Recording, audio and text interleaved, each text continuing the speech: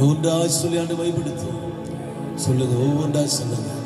நல்ல மேய்ப்பரே மக்கு ஸ்தோத்திரம் அப்பா. உங்களுக்கு தெரிஞ்சு சொல்லுங்க. அவரை பற்றி தெரியல, இயேசுவேன்னு சொல்லுங்க.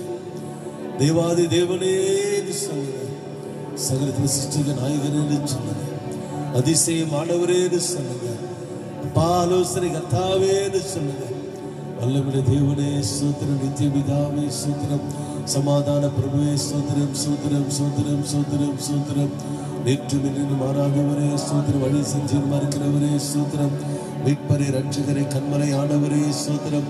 அநாதி தேவனே ஸ்தோத்திரம் ஸ்தோத்திரம் ஸ்தோத்திரம் ஸ்தோத்திரம் ஸ்தோத்திரம் ஸ்தோத்திரம் ஸ்தோத்திரம் ஸ்தோத்திரம் ஸ்தோத்திரம் ஸ்தோத்திரப்பா. பெற்ற தாயும் என் தந்தையும் ஆனவரே மற்றும் எல்லாம் எனக்கு நீரே. பெற்ற தாயும் என் தந்தையும் ஆனவரே மற்றும் எல்லாம் எனக்கு நீரே. வானம் பூமியும் யாவுமே மாறிடினும் நீரு வாக்கு மாறாதவரே. வானம் பூமியும் யாவுமே மாறிடினும் நீரு வாக்கு மாறாதவரே. ஆனந்தம் ஆனந்தமே அல்லும் பகலிலும் பாடிடுவே. இயேசுவே இந்த நாடுயிரே. இயேசுவே இந்த நாடுயிரே. இயேசு இல்லாத வாழ்க்கை ஜீவன் இல்லாத வாழ்க்கை. இயேசுவான இல்லாத வாழ்க்கை பாவம் சாபம் மன்னிக்கப்படாத வாழ்க்கை. இயேசுவான இல்லாத வாழ்க்கை விடுதலை இல்லாத வாழ்க்கை. அத்தனை நமக்கு கொடுத்திருக்கிறாரே, அத்தனை கிருபை நமக்கு கொடுத்திருக்கிறாரே. இயேசு அல்லாஹ் ஆசை பூவில் வேறே இல்லை என்றும் எனக்கவர் ஆதரவே.